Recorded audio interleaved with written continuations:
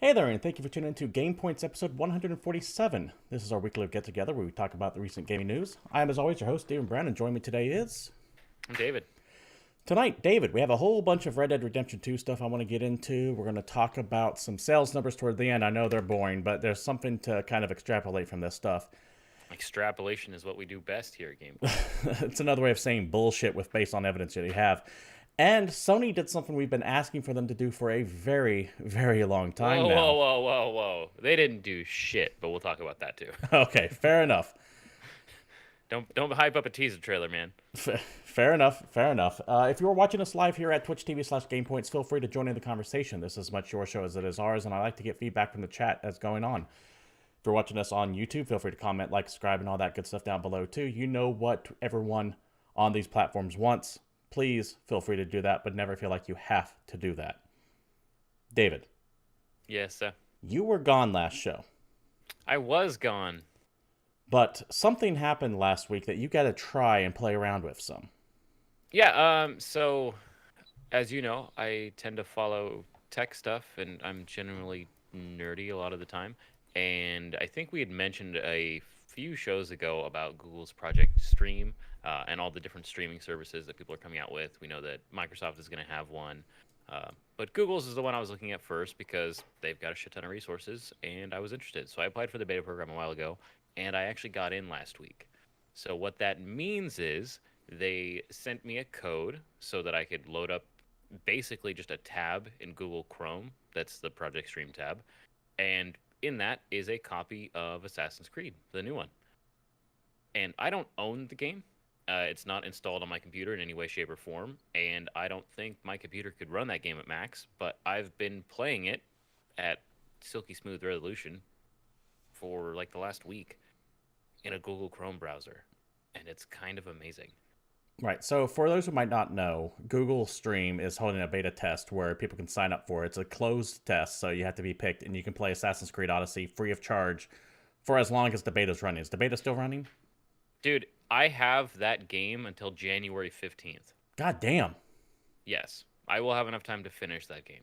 That's actually amazing. I didn't know it was running that long. Are they Yeah, still at the. and so I'm basically going to try it on every computer I can get my hands on because all I have to do is open up a Chrome browser, log into my Google account, and then as long as I have the correct link, I can hop on and just start playing it. And it just basically does it. As soon as you launch it, it runs a quick network test to make sure your connection's good enough to actually run the game. It does have like a minimum requirement for your bandwidth and all that good stuff. And I don't know if it checks my computer. I just know it checks my internet.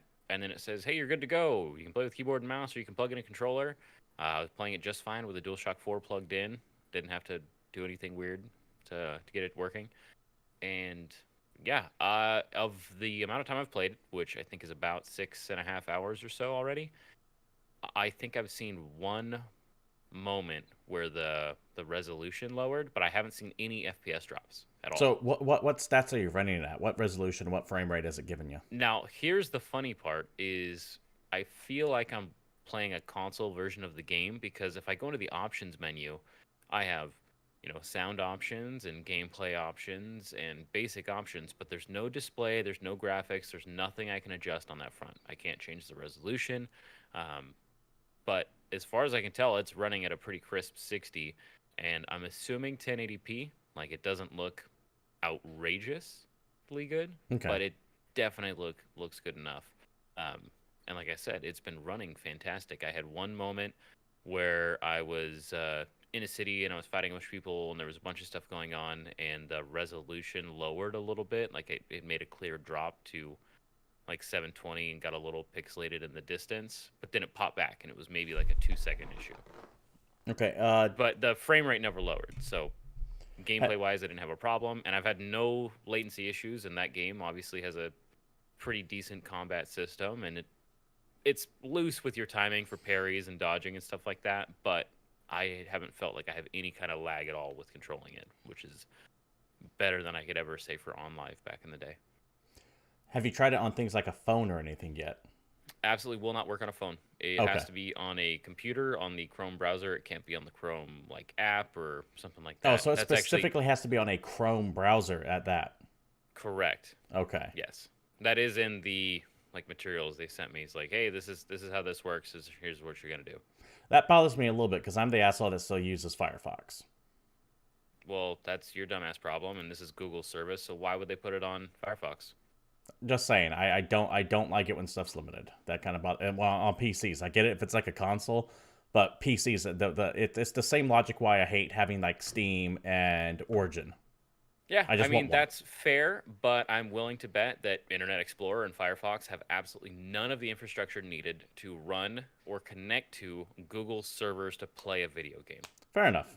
I'm willing to bet some of the Chrome updates we've gotten over the last year have put some pieces into place that allow this to even happen at all. I'm not saying it's a bad thing. It's just one of those things that kind of just bothers me just a little bit. It's a detraction, but it's not a killer for me by any stretch of the imagination. Yeah, I'm actually really curious to see what happens with it because the thing is right now it's a beta, just making sure it works. And I haven't had any problems. I need to try it on like a much weaker laptop because I know my computer could technically play the game, so that's not an issue. I couldn't run it at like max or anything. But I want to go grab my old crummy laptop and run it off Wi-Fi and see how it plays there. So that's gonna be my next test, probably sometime this weekend. Okay. What Yeah, do I really want to see what's going to happen with it because I need to know what their like pricing scheme is going to be. Is it going to be, hey, you pay Google $20 a month, like it's Game Pass, and you get access to a bunch of games, or is it, hey, here's your Google Stream account, and you can buy games from the Google Play Store, but they also happen to be like AAA video games. I'm also curious to know how much bandwidth you're using while you're playing that, because Um, places do I have can run a caps. test on that I and have let I you know. have data caps, for example. It's a terabyte, which sounds like a lot, but when you're streaming just from your computer alone, you hit that cap pretty quick. And if you're doing it every day, you're going to go well past it. So I have to wonder how much data you're consuming if you're streaming the game to your computer and then streaming that onto Twitch. Well, I haven't had any hiccups. Like I can be playing the game, streaming it, and have other people in the house playing online games or watching Netflix or doing whatever with no issues to either party. Okay. So So that's far, good. like I said, who knows? So the open beta, or closed beta rather, is still running. Can you still sign up for it? I have no idea. Take your Well, chance. all Google, right. I'm sure if you Google Google Project it. Stream, and let me know what you find out. Fair enough. All right. So I just wanted to mention that real quick because people are It's getting kind of hold cool. of the Assassin's Creed game on Google Stream, and it seems to be doing very, very well. And I'm still surprised by that. So awesome. I'm glad to see that actually happening. That because streaming's the future. I know some of us are fighting it, but that is just where it's going to go. You can still sign up for the beta. Okay. Um, What's yeah, the link? What's the link? I would just look up Project Stream. It's projectstream.google.com/aco/signup. Okay. Fair enough. Yeah, we'll put it in like the YouTube description and all that. So if you want to try and look it up, you just fill in your email address, zip code, request an invite, and then maybe you'll get one. They sent out a batch at the beginning of this month. That's when I got in, but from what I can tell, they're going to be potentially sending out more batch invites as time goes. But I think it's just going to go until mid-January, regardless of when you get in. Okay, no, I thought it was going to be a weekend or so only. I'm surprised you get to keep the game until January. That's shocking to me. Yeah, I thought it was going to be really short, and they're like, yeah, you can play as much as you want until January 15th. They also give you $10 of the money currency for the game, so you can buy a couple things from their store, but you can't buy anything additional. You can't put more money into the game, and at the close of the beta, you don't get access to a full version. There's no way to buy it, and you lose all progress. Okay, makes Like sense. I don't own the game, and there's no way to take the Google Stream version and move it to Steam or move it to UPlay or anything like that. It's a totally separate game running on a different server. So once your time's up, it's gone. So hopefully you don't get too attached to your Fair save enough. or have anything else you want to do. But I figure that's plenty of time that you could actually get through the meat of that game, or at least decide your feelings on it and go from there. Fair enough. All right. With that out of the way, I just wanted to address that because you actually played it. It was not something that I was going to do. So with that out of the way, let's go ahead and get into the news of the week. And the first story is something that kind of broke today, and it stems from this article via vulture.com, which I want to say is an extension of New York Times. It's like part of their culture things. I'm not positive, but let me go ahead and bring it up here. The article that this controversy stems from is How the West Was Digitized, the Making of Rockstar Games Red Dead Redemption 2. Now, this is a really long and kind of cool article. I'd recommend you go take a look at it when you get the chance. But what everyone's kind of locked in on is this part about a third of the way down the article here. Well, I'll just read it to you rather than trying to show it to you. Oops, wrong button. The article that everyone's kind of attached themselves, what the topic du jour is, as it were, is this one paragraph in the article that Dan Houser gives. Dan Houser is one of the main guys at Rockstar, and he gave this quote that says the following. The polishing, rewrites, and re-edits of Rockstar does are immense. We're working 100-hour weeks several times in 2018, Dan says. The finished game includes 300,000 animations, 500,000 lines of dialogue, and many more lines of code. Even for each RDR2 trailer and TV commercial, we probably made 70 versions, but the editors may have made several hundred. Sam and I will both make a lot of suggestions, as will other members of the team. What set off the controversy is we are working 100-hour weeks several times in 2018. That's a lot of hours. Yeah.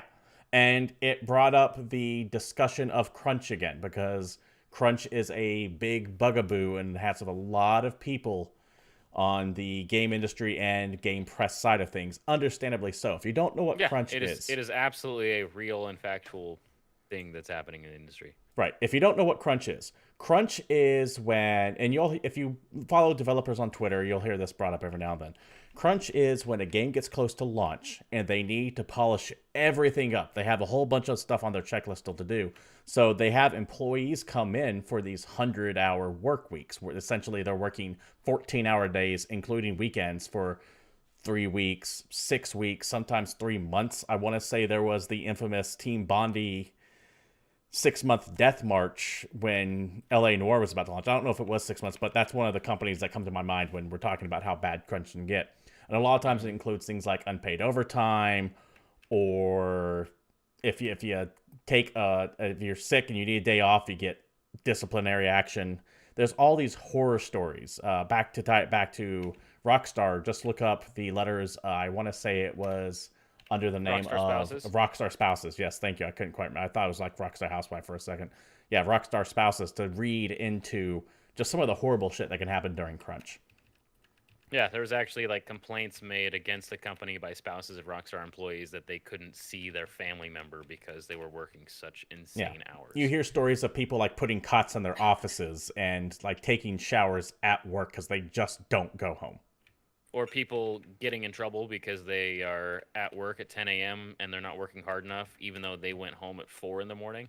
Yeah, that was another story that was making kicked around on the Twitter sphere, as it were. So crunch sucks. Crunch is not a fucking virtue. I know a lot of companies, like, it sounds like, oh, we work our employees 100 hours a week to finish this game for you guys. That's bullshit. Yeah, however, it's like this weird kind of, they're a little proud of it. It's like, this is how hard we're working on this game to get it to you, and look at how awesome we are, and look at how hard we're working, which I get if you want to be super prideful of your work, and it's something that you're, like, putting in a lot of effort because you just love it, and you're obsessed with it, and you can't get enough of it. But there's also times where there's just way the fuck too much stuff to do, period, and you're just kind of stuck. I mean, I've been guilty of it personally, where I'm stuck at work and I'm working on a project, and I know that if I don't just get this done, I'm going to have to come back and do it the next day, and I absolutely won't. I can't stand it, so I'll stay and I'll work like a 12-hour day or a 14-hour day just so I don't have to do it again.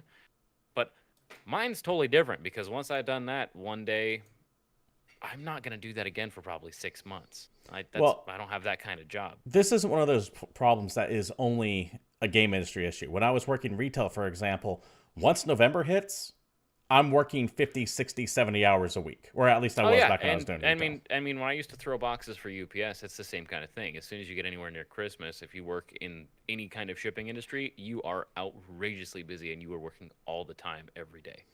So all of this kind of set off a controversy earlier this morning, because there are horror stories related to crunch. The problem is, when it comes to this one specific instance, it might not be what people are thinking it is. Because Jason Schreier over at Kotaku, you know, that guy who we quote all the time, go buy his goddamn book. Blood reached out to Dan Houser for clarification, as I keep saying over and over again because I'm professional. Yeah, that's how we do it. Yeah, and this article right here, he gives a bit more of a clarification. Let's bring that up right here. Here we go. So I'm going to highlight the good parts from here. Kotaku reached out to Rockstar to clarify and got the following response back. Quote, after working on the game for 7 years, the senior writing team, which consists of 4 people, Mike Unsworth, Rupert Humphreys, Laszlo, and myself, and Dan Houser is who we're talking about here, had, as we always do, 3 weeks of intense work when we wrapped everything up. 3 weeks, not years. We have all worked together for at least 12 years now, and we feel we need this to get everything finished. After so many years of getting things organized and ready on this project, we needed to check and finalize everything. More importantly, we obviously did not expect anyone else to work this way, but that additional effort is a choice. We don't expect anyone to work anything like this.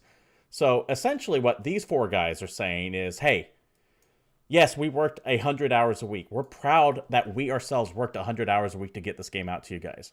But we don't force our employees to do that. It is a choice we ourselves made. And listen, crunch sucks, and it's not something to be proud of, like I started off to begin with, if it's forced. But I'm never going to lambaste anyone who is pouring their lives into their creations. Yes, you can get very obsessed with it. You can fall down that rabbit hole, but that's their choice if they are willing to work those 100 hours and they're getting paid for it. They're like, no, this is something I want to do. Because there's also the problem of there's a lot of people that are working this, and it may still technically be their choice, but there could be a lot of peer pressure. There could be a culture around it. But most importantly, if you're not getting paid for it, that's the shitty part. Like if you're there 60 hours, 80 hours, 100 hours, and you're making 40 hours worth of money, I get loving a project and pouring your heart and soul into something, but working 2.5 times harder per week for a regular week's pay doesn't seem right to me. So if it is their choice, if it is something like, yes, I am willing to commit to this because I am salaried and this is my baby and I love this, I am not going to tell someone, no, you may only work 48 hours on this project. And if other people feel pressured that they have to step up to be a better employee, that is on them. Yeah, I don't know. It's a weird conversation that we don't have an answer to. It is. I feel like at a certain point, I don't care who you are or how much you love something. If you're working on a single thing for 100 hours a week, your work for that last 20 hours, that last 40 hours is fucking useless compared to you just going home and getting a good night of sleep and coming back. I can't say that for every single person out there. I mean, you got like the Elon Musks of the world, which admittedly he's been having his Twitter meltdowns lately. If you're Oscar fucking Wilde of video games, then sure, wake up, take all your crazy ass drugs and go on a poetry binge at 3 p.m. That's fine. But for most people, you can't operate that way. That's not how you work. Yeah, and as long as it's not forced, I'm fine with it. But this doesn't, and we're not talking most people here. If it's just these 4 guys who are at the top of the food chain of Rockstar sinking in their 100 hours a week because they feel important about this, I'm not going to demand that the people above them go, no, you must only work 40 hours a week or 50 hours a week. I'm never going to tell someone that they can't choose to optionally work harder because it's their passion project. And yeah, I think the reason this is getting so much traction is I get that a bunch of people jump on Rockstar because they're kind of notorious for having insane crunch and their culture absolutely was that. I don't know now. One of the big things that I like about Jason Schreier is he did reach out and say, hey, anybody that's currently working for Rockstar that wants to let me know how the crunch situation is, shoot me an email. I'll just post it as email online for anybody to see. I mean, that's cool. So maybe we'll get some kind of follow-up. And that's part of what I'm trying to get at is that a lot of people are jumping on Rockstar for mistreating their employees. But when they clarify, they're like, no, it's just us 4 who are at the top who are doing this. The quote was kind of not interpreted correctly. But it's also turning into just a bigger conversation regarding the game industry in general. And that I'm fine with. It's kind of notorious for doing this and treating its employees like shit. And you have people that work on a project forever, and then the project wraps up and they say, okay, get out of here. I'm going to replace you with something who's been doing this for a year and will make way less money. And that I'm fine with having a discussion on. My problem with it was it felt like Rockstar was getting a lot of unnecessary hate on this particular item when there's no issue here, in my opinion. If it's 4 guys willingly choosing to do this, like I said, if other people feel like they have to work harder to compete, that's on them. That's not on That's on them to do better if they want. I am not going to limit someone's drive and how much they want to put into a project because someone else feels bad. Yeah, I'd love to find out what else is going on there and see how it's going Right. in the studio, how everybody's working on it. Now, to address the bigger issue of crunch as a whole, crunch fucking sucks.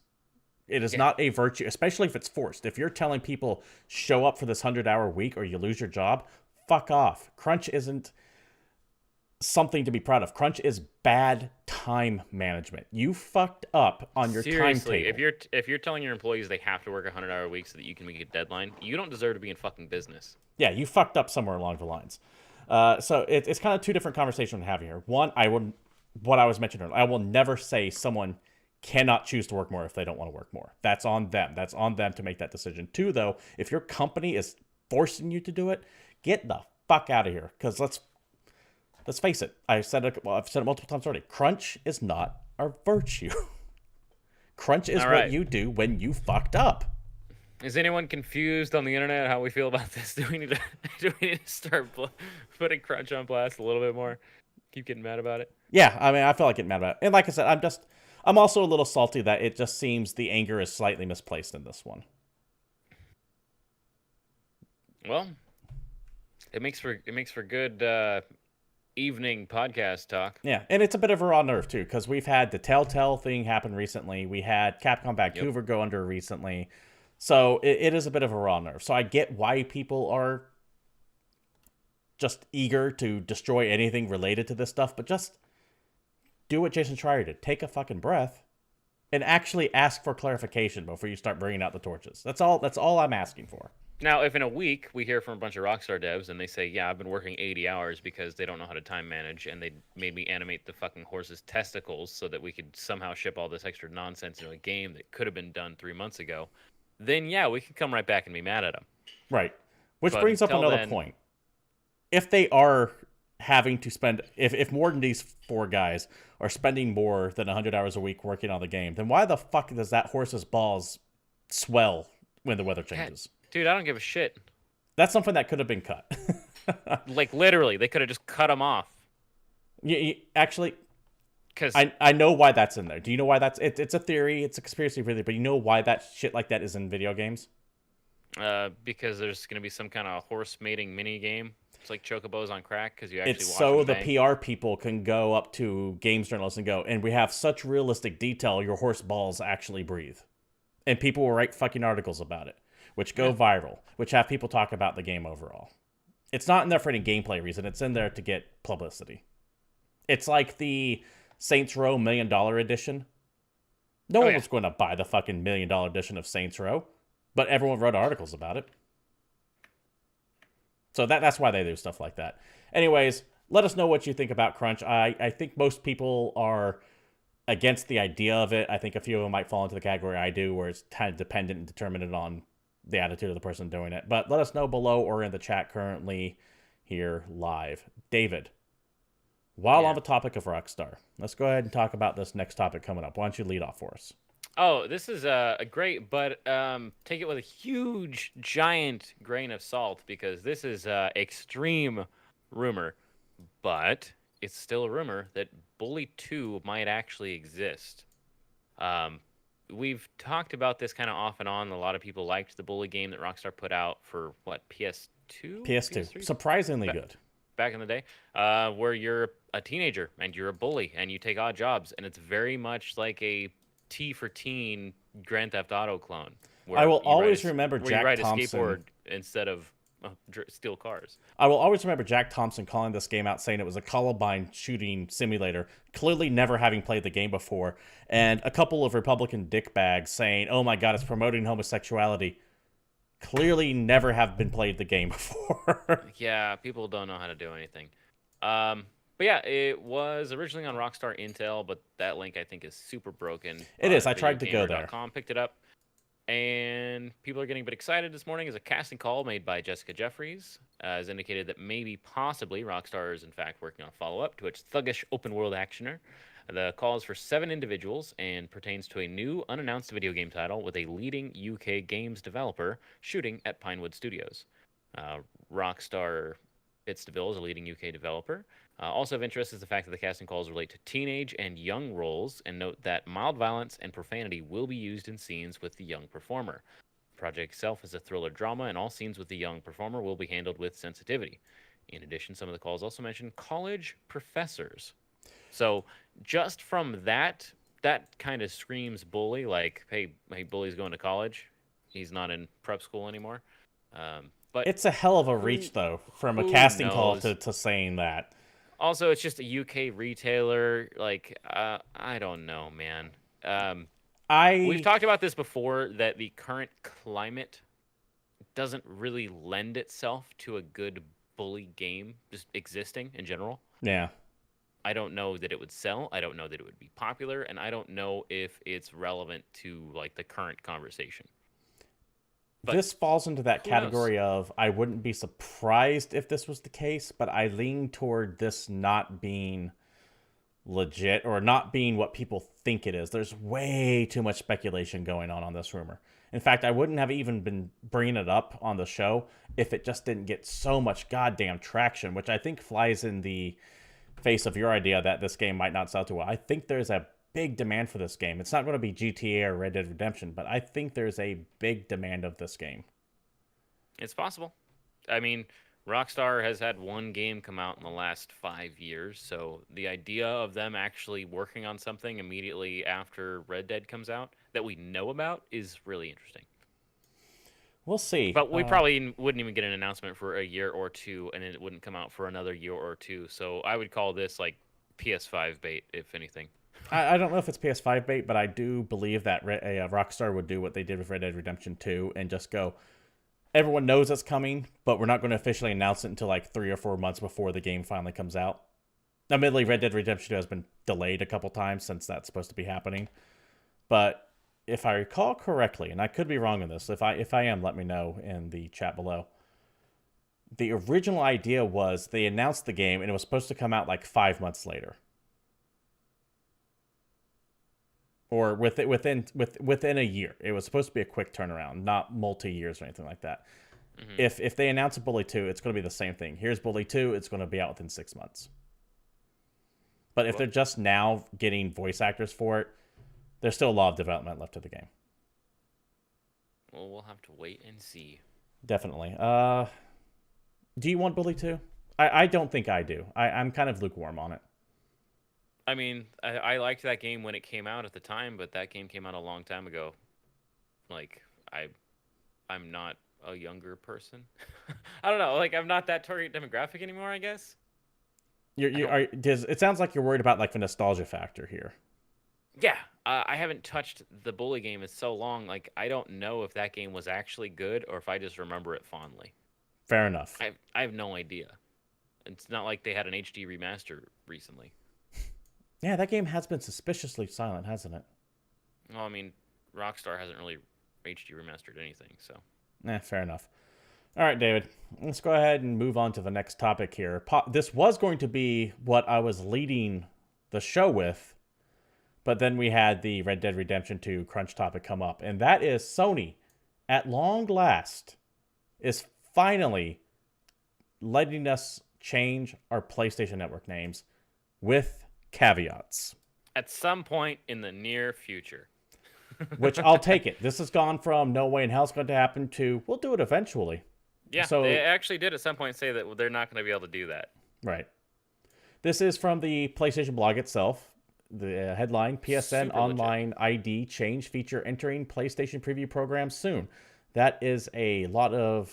I don't like that headline. I don't like that headline at all. It does not flow off the tongue well. From the blog. We're happy to announce that we will soon begin testing the long-awaited feature that will allow users to change their PlayStation Network Online ID from their PlayStation 4 system. The PSN Online ID change feature beta will be a part of the PlayStation Preview program and will become available to select users that have pre-registered as testers for the previous PS4 system software beta tests. That is a mouthful. So essentially, if you signed up to do their system tests, you're going to be able to possibly get pulled into this. If you're doing it at the last second right now because you're like, oh shit, I want to get on this, I don't know if you're going to be chosen. Probably not. During the preview program, you'll be able to change your online ID as many times as you want. The first change is free. Changes after that will cost $10 or $5 if you're a PlayStation Plus member. David, Also, what do you think about them? If you're not a PS Plus member, why the hell do you care what your PSN online ID is? Yeah, that's a good point. That's a damn Seriously, good point. if you only play offline, why does your ID matter at all? This is interesting. A lot of people have wanted this for a long time. I'm lucky enough that I got the online handle that I wanted in the first place. Yep, same here. So, I mean, I've been playing PlayStation games online since Monster Hunter came out on PS2, so, I was ready. It's cool, though, that they're finally doing this. Now, the funny thing to me is the extra little bit of, like, errata from the article where the feature is compatible with PS4 games originally published after April 1st, 2018, and a large majority of PS4 games released prior to that date. Because the thing is it's not just a display name. I guess the way they implement it into the games themselves is they have to modify something or patch the game in some way to get it to your ID to display properly. Because they note not all games and applications for PS4, PS3, and Vita systems are guaranteed to support the online ID change, and users may occasionally encounter issues or errors in certain games. If for any reason you experience issues after changing your ID, you can revert back to the original ID for free at any time. This is one of those things where it just shows Sony had a lack of foresight when it comes to setting up the PSN. Yeah, for sure. So it's interesting because it's the kind of thing where I wouldn't want to change my ID immediately, even if they said, hey, okay, it's out right now. Because you play older PS4 games or PS3 games or Vita or something, they might just not work online anymore. Yeah, well, that's why this is good. For a lot of people, that doesn't matter at all. Right. I mean, if you only have a PS4, you only play new games, or you just picked one up, this doesn't bother you at all. But well, that's why this beta is good, because it's a bunch of guinea pigs clearing the minefield for other people. For sure. But the funny thing to me is if you just bought a PlayStation, why would you need to change your name? You just made it. Yeah, very true. This whole program is targeted at people who've been playing with the Sony brand for a long time, and you might have a bunch of your old games not work anymore. Well, not only that, but also remember the PSN's going on year 10, I think, at this point. So you have people who were 13 at the time, who are now 23, entering a professional setting, and they thought their PlayStation Network name of, like, Ice Wallow Cum, spelled K-U-M. Yeah, no, I get it. It's very clever. Or let's say you were dating some girl at the age of 14, and you knew in your heart you're going to be with her forever, so your PlayStation name was like, I love Jessica. And Jessica broke up with you like 2 weeks after that name. And you've been stuck with that. So now you meet your new girlfriend at 23, and you're having to explain why your PSN name is I Love Jessica. Fuck that. You're meeting your wife at 23, and that's what you're naming your first kid. What's up? Or yeah. And let's not forget the awkward moments where, because a lot of people do like work events online. So you get together, you play Raid Destiny, or you have a Call of Duty client, other people in work, and they're like, hey, what's your PSN tag? And you say, it's Butt69. Okay. Yeah, what are you gonna do? You need to be able to change this stuff, and it's one of those things that was just. You could tell that Sony. I want to talk of someone who was setting up the network for this to begin with, and ask them, why didn't you think about this stuff? Was it just kind of seat of the pants, shit, let's do it because we can, or was it like rushed, or did you just not think people want? We were building a network infrastructure so we could chase down Microsoft, because Xbox came in with a bunch of knowledge on how networking actually works, and we had to do our best. So go fuck yourself, Steven of GamePoints, because why do we have to answer to you? There, I saved you a Twitter conversation. I'm just super. I just want to know what was going on in their head that kept this from happening, and I want them to tell me exactly why they couldn't do it, and they never will. Because coding is hard, and changing things isn't as easy as everyone likes to pretend it is on the internet. Yeah, but everyone else can do this. Coding is hard, and changing things isn't as easy. But every other company, David, can do this. Yes, I get coding is hard, and I get a lot of time shit isn't just How many of them had on. prior networking experience or came after all this shit happened? Sony is a multi-million-dollar company. Are you telling me they couldn't have someone sit down and go, this might be a bad idea? Why would they care what people's names are? Why did any other company who let AOL you change never your did. names? My AOL username that I don't even know the password to is still the same as it was when I was 12. Where's AOL now? I don't know. I think they still send CDs to weird parts of the country. What's a CD? It's like a DVD but older. What's a DVD at this point, man? Come It's on. like it's like a Blu-ray but older. Oh, is this one of those newfangled 8-track things that you were talking about? It's Yeah, like yeah, it's like yeah. the modern 8-track, right? It's like a digital download, but you can take it with you in a box. Damn. I can keep going if you need me to. Anyways, yeah. So this is coming. Awesome. I know there's a lot of jokes going around that the reason why PSX was canceled is because they couldn't make this happen, but it sounds like it's happening. So go them for finally catching up with every other modern company out there at this point. David, we were Yes. just talking about how Microsoft knows what they're doing when it comes to this shit. Dude, they know what they're doing about a lot of things, and these last few, like, months have been kind of phenomenal. Yeah. What's interesting to me is I was talking about the Google Stream earlier, and we are talking about the fact that Microsoft has one that's coming out eventually, and Microsoft already has the advantage that Game Pass is a thing. So if they just have some kind of streaming service and you pay for Game Pass and you pay for like Xbox, that could be interesting, especially if they get cool new developers to Well, work. I talked And about last week. They have that streaming thing coming. Its name escapes me right now. yeah, it's like Extreme or some nonsense because Yeah. why wouldn't it be Mountain Dew? But I in a just now story from pieced together it's Kotaku- extreme. I always Yeah, yeah. I would verbalize that as extreme, not extreme. Yeah, why? What? I'm really upset that I did not like pick that pun up. Were you not in the '90s? But Did you just miss it? I wish I did. I just kind of Do you know what slept through Tony most of Hawk it. is? Go on.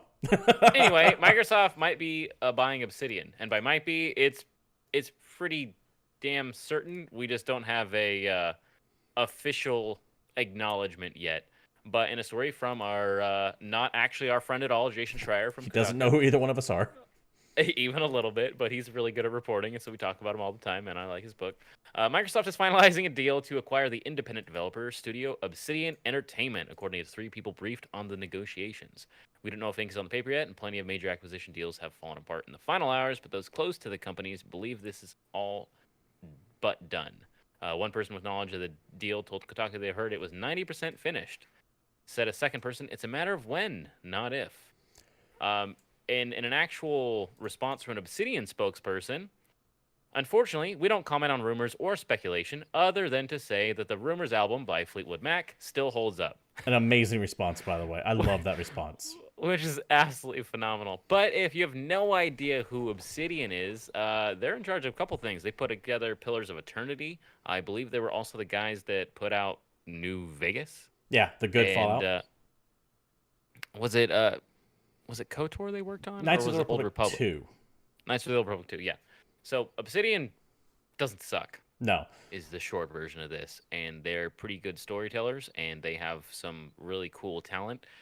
And this, I think, if Microsoft lands it, is a fantastic acquisition. There's a lot of talent in that studio, and the studio in particular has been suffering some major financial difficulties. In fact, they were kind of forced to team up with a Russian publisher to put out Armored Warfare, which was like a knockoff of World of Tanks. And they've just been having financial issues for a long time now. This is a no-brainer for Microsoft. It brings in an RPG studio to complete their acquisition of all the other studios. They picked up Undead Labs from State of Decay, Compulsion Games from We Happy Few. The less we talk about We Happy Few, the better. That game was trash, but Compulsion Games, their previous game, fuck, what's it called? The Sure. previous game was good. They picked up the Forza Horizon people. I didn't know they actually didn't own them. I thought they owned that developer. Which is, yeah, that's really funny. I always thought they did too. But yeah, they're Ninja Theory. They picked up Ninja Theory as well. They're creating a good first person stable of developers to crank out actual IP that's not Halo or Gears of War. So awesome. Microsoft is making all the right moves, like you were saying. There you go. Looking forward to their E3 this next year, actually. I'm kind of serious to see what kind of guns they're going to bring to it. Yeah, I feel like they're gearing up for some serious nonsense. That's why I think that 2019 E3s, you're going to hear Microsoft's next-gen console. Because Sony is going to want to, and I'm just speculating, Sony is going to want to drag this generation out for as long as possible because they're winning. Microsoft is all too eager but to get onto the next one. Makes sense. So they're going to be the first one to announce, and I think they're going to come out guns blazing. They're already getting all their pieces in place. Whereas Sony feels like they're playing catch up right now. And once again, for people screaming, "Oh, you're an Xbox fanboy," it's like, guy, I'm a Sony guy. Well, actually, I'm a PC guy. All of you console pencils can burn for all I care. But if I have to pick a console, it's Sony. I mean, Sony's got better exclusives, but the nice thing about Microsoft buying all these companies is that I have a computer, and so if they just keep doing that whole play anywhere thing, I don't care. Just go for it, guys. I'm in the same boat. That's why I'm kind of excited for it. All right, let's move on to the next story here, and related to some Call of Duty Black Ops action. This is via Business Wire, and it's going to get kind of numbery, so bear with me. It's not going to get numbery at all because we don't have any hard numbers. Fair enough. But we're going to talk about that, actually. The article itself. Call of Duty Black Ops 4 has set a new launch day record as the biggest day one digital release in Activision history. Digital sales for the first day of the release broke the franchise record set in 2017 by Call of Duty World War II. Released Friday, Black Ops 4 also set a new PlayStation record for day one digital full game sales on PlayStation Store globally. This title also became the best-selling Activision Xbox digital game on day one globally. The first Call of Duty release ever on Blizzard's Battle.net, the PC version of Black Ops 4 also delivered a new franchise high, in which launch day PC digital sales more than doubled year on year.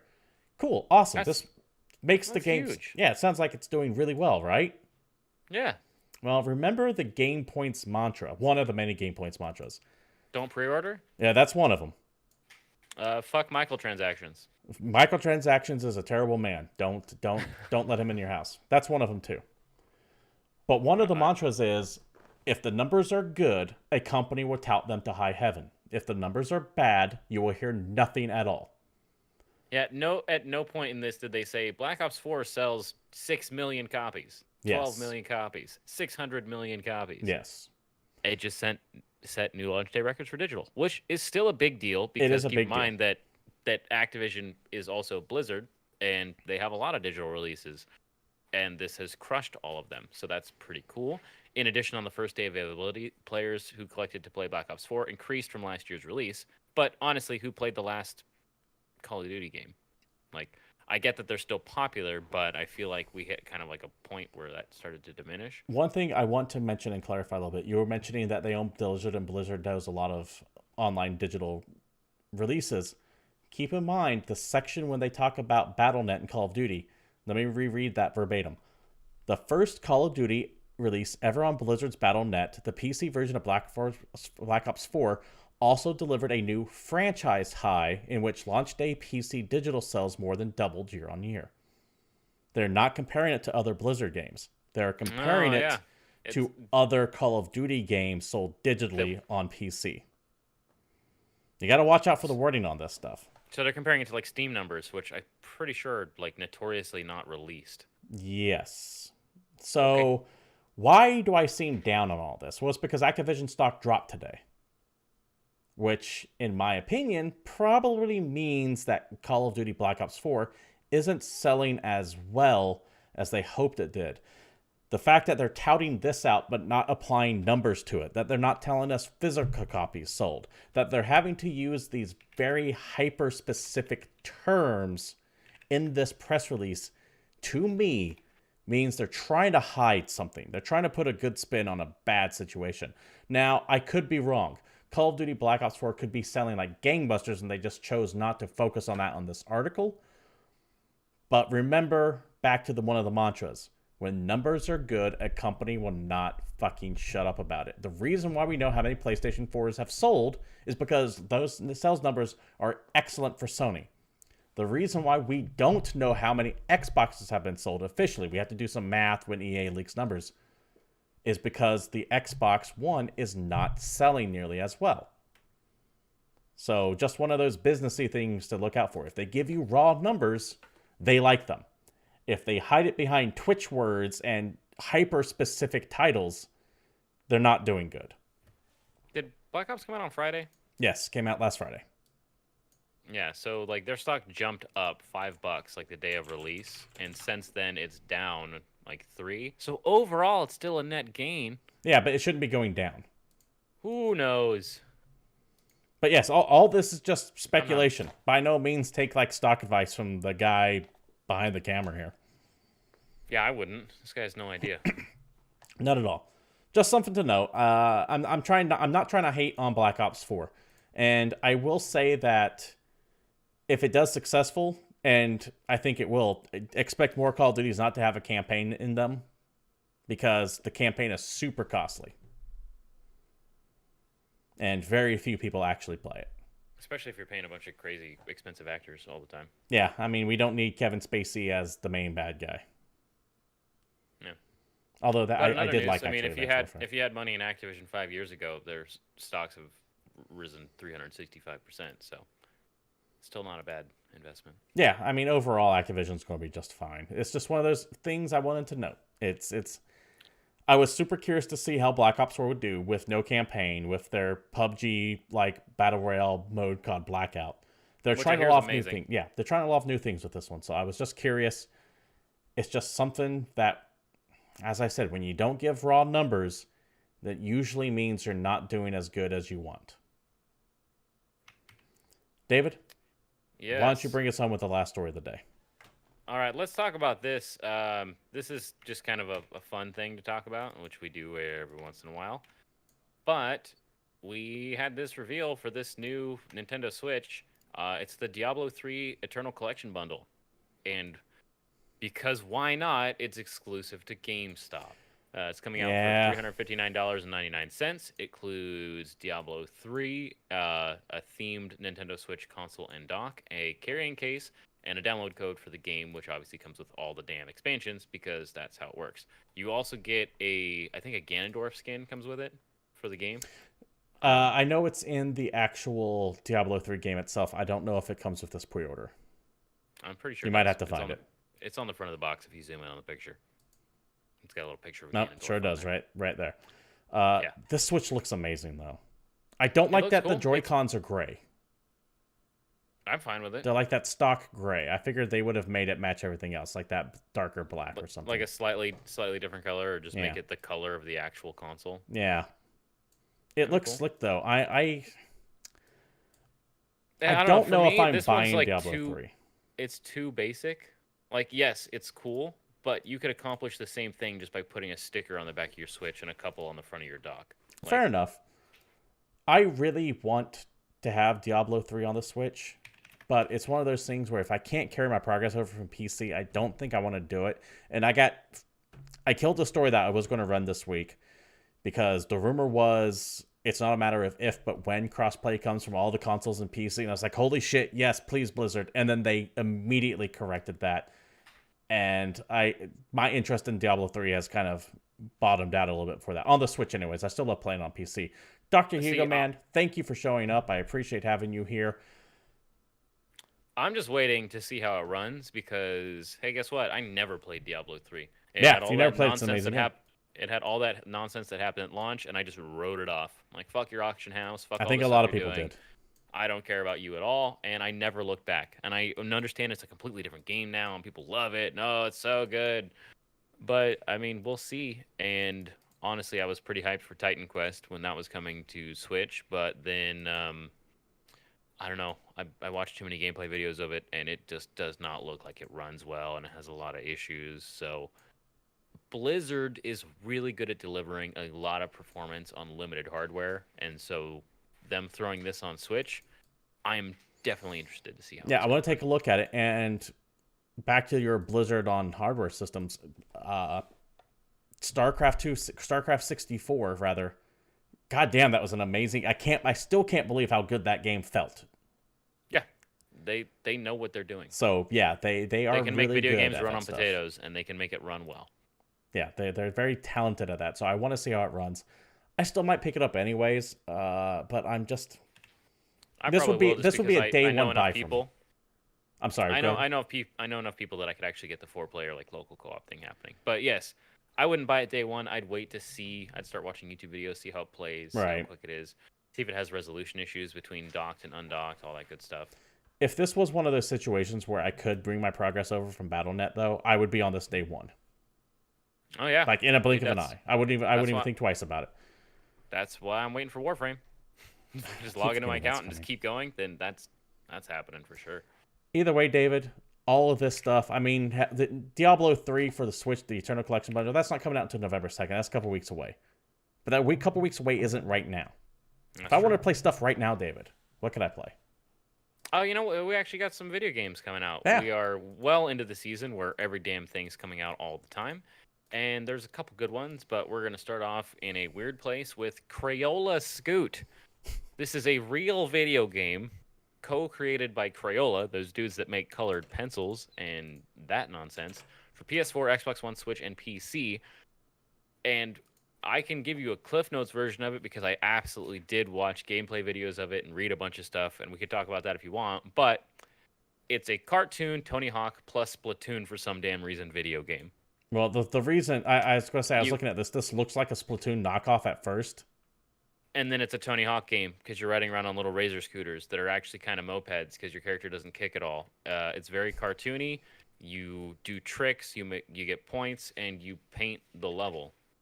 I have no idea what to do about this game. I didn't think that anyone cared about razor scooters, much less a razor scooter based Splatoon clone game. So weird. But yeah, there you go. Get your scoot on with Crayola Scoot.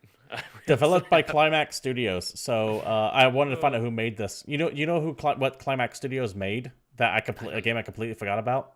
What? Do you remember the old Xbox classic gem, Sudeki? No. No one else does either besides me. But it was an Yeah. RPG that I remember playing through and going, this is almost good. It had a lot of Nice. potential, but didn't quite rise up to it.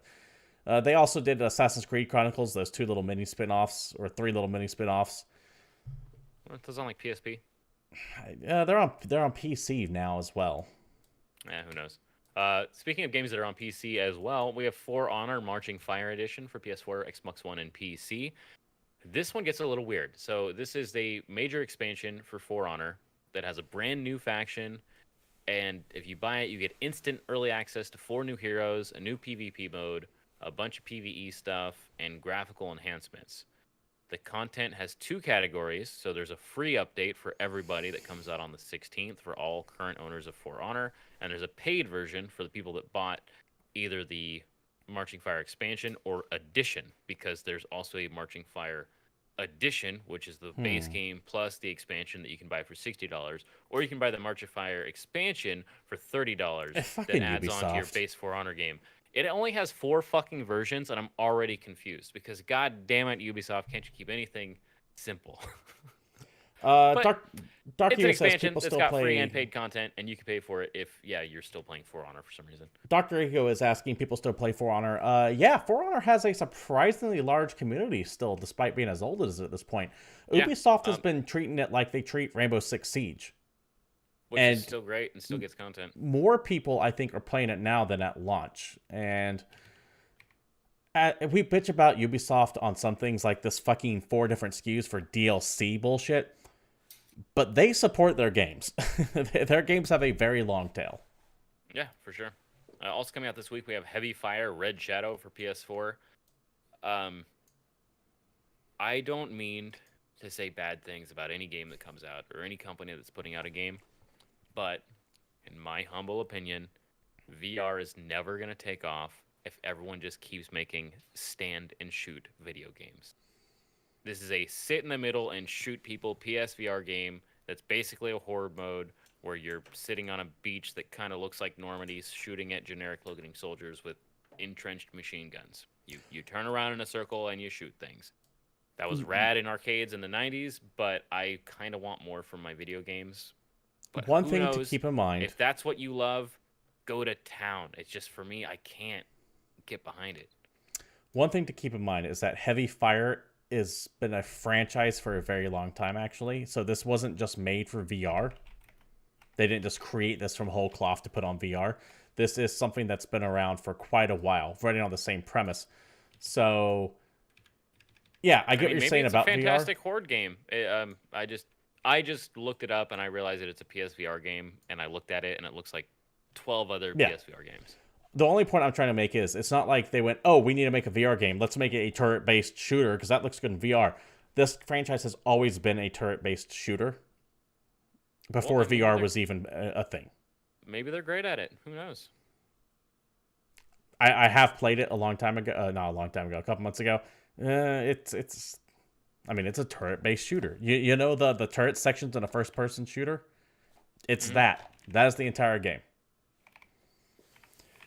Like the one thing I wanted to mention was it's not like VR came out and then they made this game. This game has been out. This series has been out for a while, and this is the VR adaptation of it. It's a chicken and the egg thing. I wanted to establish the proper order.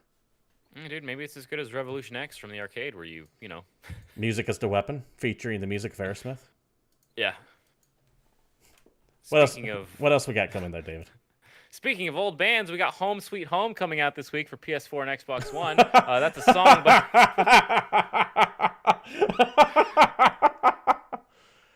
Yeah, you're welcome. Oh, Motley Crue, right? Was that Motley Crue? For those too young to understand what the hell I'm talking about, Home Sweet Home was a song by American heavy metal band Motley Crue, which was released in 1985 on the album Theater of Pain, and again in 1991 for the Decade of Decadence 81 to 91 compilation album. That's the band with the one-armed drummer, right? Yeah. Okay. But this is actually a video game, so that was just a minor nonsense. Oh. This game actually does look tight, though. It's a indie horror adventure game, first-person horror based on Thai myths and beliefs. The gameplay is very like story-based. You kind of have some stealth mechanics to avoid these spooky spirits that are trying to hunt you down, and it does have some puzzles and interesting gameplay stuff. It looks kind of like a survival horror game, and it's got cool lore in it that I don't know anything about, which makes me kind of interested in it. Fair enough. I have seen the trailer for this as well. I remember almost getting my hands on it at an event a few months back, but I just missed when they were showing it, so I couldn't play around with it. I have an interest in it. I think it ranks on like the bottom tier of games I want to play. It's not something that I'm never going to play, but it's also going to be one of those things that I keep going, oh yeah, I need to play that one day, and then 3 years go by and I never touch it. Well, there you go.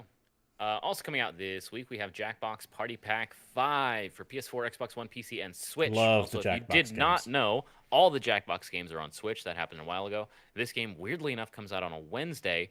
But I actually, this goes against everything we stand for. I already bought this game because I buy all the Jackbox games because I love them, because they're perfect for both drunk and sober gatherings with a large number or small number of people. The mini games vary in quality, but I don't care. What's funny is I bought this game not realizing it wasn't out. I was just like, oh shit, a new Jackbox I don't have. And then I was like, oh, this unlocks in like a month and a half. Oh, so you bought this a long time ago. Dude, like sight unseen. I don't even care. I just was like, oh, I'll play this eventually. This is fine. Oh, man. But I'm pretty hyped about this because this actually has classic You Don't Know Jack back, which is a first in a while. They haven't had in a few versions of this game, and this is the original trivia game that's what made You Don't Know Jack in the first place. Like before, I'm actually excited about that. Pack. I'm going to have to, next time we get together, we're going to have to do some trivia. Absolutely. So yeah, if you're like me, you already have that game, but it should be fun. I always feel like they're slightly more expensive than they should be, like $25 a pop, but you get a lot out of it. Yeah, I mean, I can probably just convert it to actually. I can convert it to gameplay hours, and it'll still be worth it. Yeah. But yeah, I mean, if you're just looking at them, I'd probably just buy 1 and 2 on a sale because you can get those crazy cheap. Yeah. But the fact that you know Jack on this though makes this at the top. If I had to pick one, I suddenly want this one. Yeah. Right. We also have Lego DC Supervillains coming out for PS4, Xbox One, Switch, and PC. If you like Lego games at all, I think this is awesome. It's also a DC game, and more importantly, Mark Hamill is in it and does voice the Joker 100%. Whoa, wait, what? I did not know that. Mark Hamill is in this way Lego more interested game. in this game. Yeah. It has a create a character mode. You make your own supervillain. Basically, all the heroes in the DC universe get sent off to, I don't know, Brick World or whatever the hell they're doing. And the villains are teaming up to fight each other and try and be the first team to take over the world, which just sounds ridiculous. The trailer has a whole bunch of Hamill in it, so I like it. And if you've never played any of the Lego games, they're surprisingly solid. Like, they're not going to win a game of the year, but none of them are just outright boring. They have cool gameplay. It's a little Lego-y, so it's kind of kiddish and funny.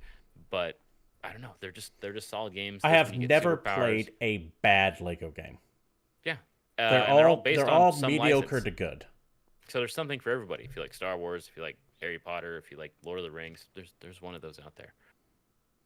There you go, Lego DC Supervillains featuring Mark Hamill. I don't think that's on the box, but if I was in charge, I'd put it there. We Yeah, also damn right. have NBA 2K Playgrounds 2 for PS4, Xbox One, and PC. This is the NFL brawl of Madden games. This is the far more comparable to like an NBA Jam or NBA Street, as opposed to the sim style of the actual like NBA games. So think over the top arcade style basketball. I think it's only 3v3 or 4v4, but they all take place on street courses. So you're not playing actual arenas. Limited rosters, but add super moves and boost and he's heating up and all that other fun stuff. For sports games in general, I usually like these more over the top absurd ones compared to sim sport games. So Yeah, it's not Windjammers though. it ain't Windjammers. We still gotta wait for Windjammers 2 too.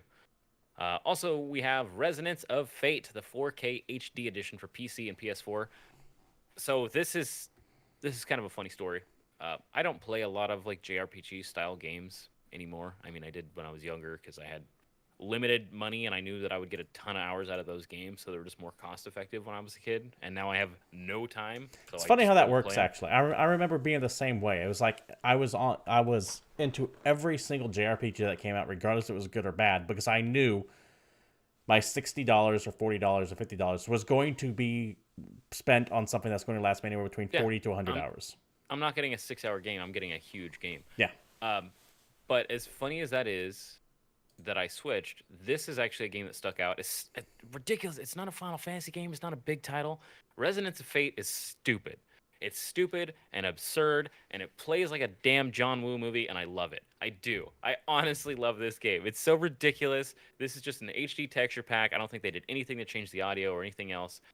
And it's fun. You run around, you shoot things. Basically, when you're fighting bosses, you're fighting enemies, your character is just infinitely airborne as long as you keep shooting bullets. So it's just, I don't know. I like it. It's stupid. It's like a Keanu Reeves movie. I'm gonna watch it every time. But if you already own Resonance of Fate for PC, they are actually releasing the 4K HD edition texture pack for free as a free DLC, just called the High Resolution Texture Pack. So there you go. If you already own it, you're gonna just install it and be good. But if you want to play it on PS4, there you go. We also have Sinner Sacrifice for Redemption for PS4, Xbox One, and Switch. This is a boss battler action RPG where you face 8 bosses. The first 7 are based on the 7 deadly sins. Before each epic clash, you have to actually sacrifice a stat and level down.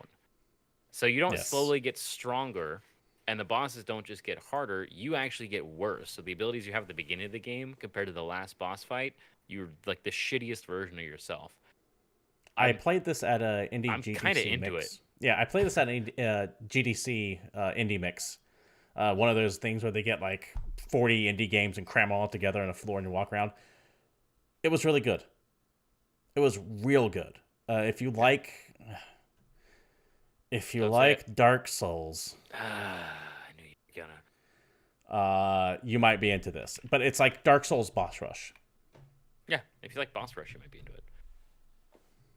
Speaking of liking other things to play, one thing, Starlink Battle for Atlas comes out tomorrow for PS4, Xbox One, and Switch. This is that Toys to Life game, and as far as I can tell, this is the best reviewed Star Fox game from the last 15 years. It's surprisingly good. I had a chance to play this right before Gamescom in behind closed scenes at Ubisoft, and they had it set up. I got to play it on Switch and on Xbox, and they had it set up with a bunch of toys in front of me, and I was able to yank them out and put them in.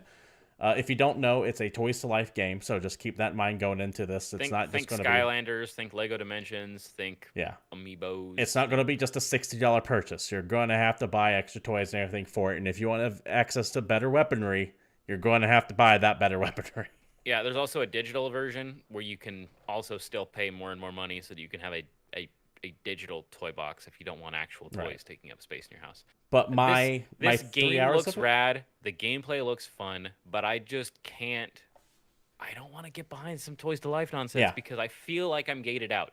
Even if I have access to the full game, if I just pick it up and play it for $60, the fact that there's all these nonsense toys that I can buy that give me abilities and chips and stuff that's cool, I feel locked out. Yeah, the 3 hours I played for it were really goddamn fun. It is way more like No Man's Sky than I thought it would be, just without the crafting. because you can drive around on a planet and then you can take off from the planet and go into space. Man, that is like the opposite of a hard sell. Uh, and from space, you can go from planet to planet. It's all seamless. You don't like just fast travel between point to point, or you don't go, okay, now loading this extra world.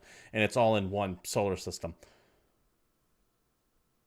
Yeah, I'm It just gonna does a wait lot like of things 2 that years are for this game good. to be real cheap. And if it wasn't Toys to Life, I'd probably buy it. But like I said, this is not a $60 commitment. This is going to be a $120 commitment.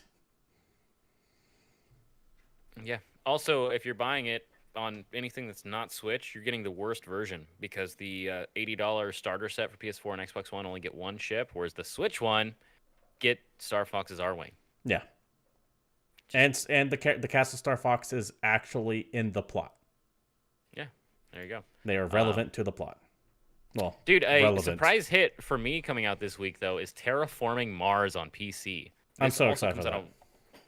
This is also a Wednesday game. I don't know what's up with the Wednesday games this week.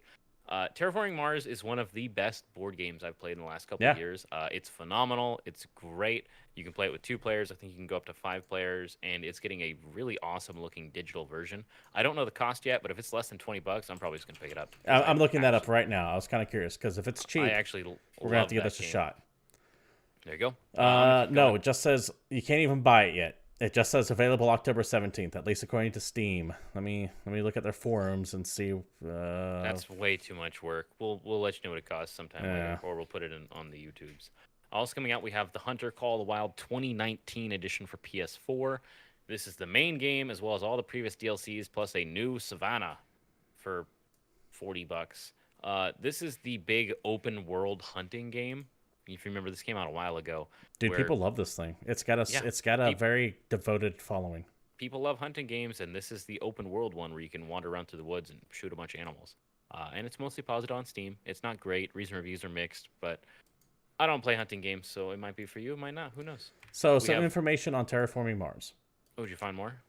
Kind of. It is rumored to be releasing at $20. And it also seems like the game will be able to link to the Asmodee account, which are the guys who published the game. Mm-hmm. Meaning you can just play it on mobile devices too. Buy it in one, play it anywhere. Oh, shit. If that's the case, I'm hands down picking that this up. Is if I can not play it on my phone. Official. This is based on what people are saying online and in the forums who have bought other games from them in the past. I'm just saying, if that's true, that instantly shoots this. Yeah, you're waiting in line somewhere, pull out your phone, play Terraforming Mars with the people next to you. Yeah, that sounds awesome. We'll see, though. We'll find out on Wednesday. Dude, how do you feel about Muso games? I'm into them. I love Muso games. I don't buy them every year. I don't buy every single one of them. But about buy them once a generation like I do? Not even once a generation. A little bit more frequent than that. Once every 2 years. Cool. Well, if you're looking for a new one, Warriors Orochi 4 is coming out for PS4, Xbox One, Switch, and PC. The Warriors series is the funniest to me because this is the one where they say, fuck it, we don't even pretend that we're basing this on anything. We're just going to mix and match characters from Dynasty Warriors and Samurai Warriors and a bunch of other nonsense. It's got 170 playable characters. It's got magic elements. It's got a story. It's got...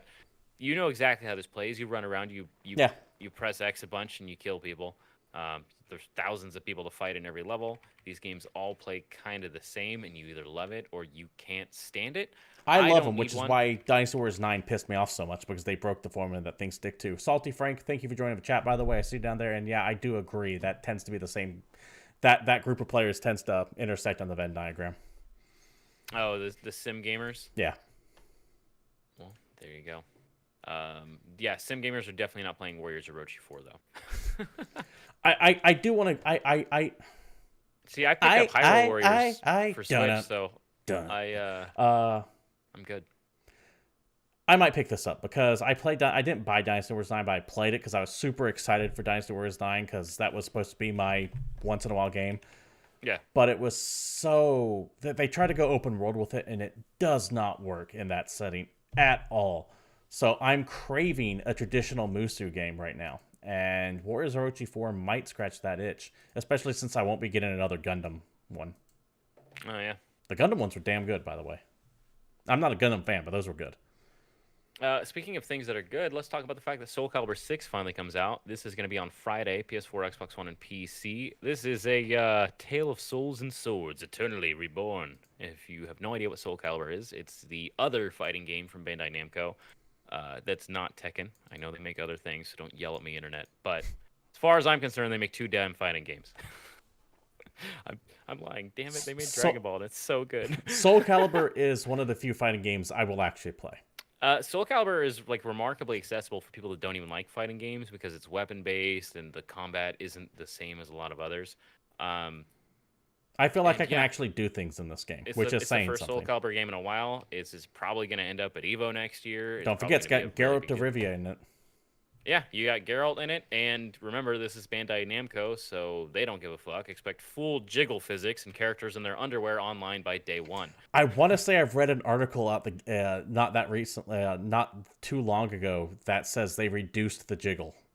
Oh my god, watch a trailer and let me know how much they reduced it. Just whatever. I don't care what you want to say, Bandai Namco. We all know exactly who you are and what you're about. You do you, guys. That's fine. Something that I was so ridiculously excited for really early in the year. It took forever to come out everywhere else and even longer for Switch. We finally are getting Dark Souls Remastered on Friday. And the shock of the damn century, I'm probably not buying it. How many times do you need to buy this game, man? I've bought this game a few times, but the Switch version seemed like a no-brainer to me. But this game got delayed. It's taken forever to come out. I've seen like a little bit of gameplay. There was that whole network test, but I actually have a major issue with this release. So when that whole like netcode testing thing happened a while ago, the audio in the game was really bad. And I know this is a weird thing. You're a big audio. You're such an audio guy. Half the time people are just playing it in handheld mode and you're listening to those little tinny ass Switch speakers, so it doesn't matter anyway. But I play with a pair of Sennheisers plugged into my damn Switch, so audio matters, okay? I don't give a shit if you're playing it undocked or if you're playing it docked. I need my games to sound decent. And Dark Souls specifically audio matters because a lot of that game is so the setting and the mood. Yeah. And it sounds tinny, and I've been watching videos on it, and it just, the way the armor sounds, the way the enemies make sounds, it just sounds like it's running at like 64 kilobits. Well, like the dancer fight in Dark Souls 3 is one of the most haunting things I've ever experienced in a video game because it's for the most part dead quiet, except for her footsteps. Well, and then there's some sweet music that kicks in. Yeah. But yeah, the atmosphere and the audio in Dark Souls is really important to me. And Salty Frank, yes, I absolutely am thinking of the Sun Bros. I would love to praise it with my friends on the go, but unless they patch the audio, which I feel like should be so easy, just send out a fix for this. I already know you guys have better audio files somewhere. It can't be an issue of it doesn't fit on the cart. It can't be an issue of the Switch can't run it. This shit came out on Xbox 360 back in the day. Like, it should run great. It was a 720p game in the first place. Like, I don't know what's going on. But if you don't want to play it on Switch, also keep in mind that Dark Souls Trilogy is coming out for PS4 and Xbox One. This is also on Friday. It's $80. You get Dark Souls Remastered, Dark Souls 2, and all the DLC, plus Dark Souls 3 and all the DLC. That price seems high. And it gets a steelbook. Yeah, for $80, I don't know that I'd want to buy them all. Like, I don't know. I thought Remastered was too expensive for what it came with, and I already own all of these games. So I don't. I kind of want to totally get steelbook. But we didn't get the super ridiculous Legendary Edition that Japan got, which I would have dropped the money on. What did that come with? It came with like a sweet statue of a stair, and it came with, I don't know, just a bunch of cool shit, like an art book, a CD, some other nonsense. This is just all three games in a steelbook. Yeah. All right. But I really just need to wait and see if Blighttown runs on the Switch like it did on the original console edition. I'm not picking it up. No, why would you? Remember, if we're getting like 12 FPS. How many times have you bought the first Dark Souls at this point, David? I think 3. Do you really need a fourth one? Probably not. But also keep in mind, I bought it for other people too because I love that game so much. I have gifted it to people. Fair enough. I'm just saying, it gets to the point where sometimes it feels a little late. And having this on Switch feels a little late, especially since they did release the remaster and Dark Well, Souls. I like how they announced the remaster originally on Switch, and then the remaster came out for everything else first, had Yeah. its whole run in the sun, and now is like faded from current gaming memory for it to finally hit on Yeah, Switch. something about the marketing to these games seem off, and I can't quite place my finger Also, on it. where the hell is my Solaire amiibo? Whatever, guys. Whatever. Salty Frank brings up a good thing. He says the only piece of Dark Souls merchandise he wants that doesn't... Let me start that over again, because I read that backwards. The only piece of merchandise I want for Dark Souls doesn't exist. I want a propane life-size bonfire that I can grow assorted meats on. Now you're getting to Monster Hunter territory with that. Yeah, dude, that sounds really Monster Hunter-y. And I'm down. I like the idea of it. Yeah, David? it just needs a sword in it, and you leave your meat on. Do it like a, what was it, Korean barbecue style, where they just bring out the sword meat on the swords. That sounds rad. It's like David? a really epic shish kebab. Thanks for letting us know what comes out this week. And with that, that brings us to the end of Game Points episode 147. I'd like to thank everyone who dropped in today to give us a watch. Dr. Hugo, Introspect, I saw you floating around in there earlier. Salty Frank, thank you for coming by. Yacht Club, I forget the last name. I saw you in here too, so I appreciate it. Regardless, if you happen to be watching us live or at YouTube, at youtube.com/c/GamePointsPC, please feel free, if you like the show, to like, follow, subscribe, throw bits at, etc. But never feel like you have to. If you are watching us on YouTube, however, and you want to join us here live, you can join us live every Monday at 8 p.m. Pacific Standard Time here at twitch.tv/GamePoints. You can follow the show on Twitter at GamePointsPC. You can follow myself, Steven Brown, at CapitalistPig21, and you can follow David Smith over there at Palshife_Satori. Until next week, this has been Game Points, and we're out of here.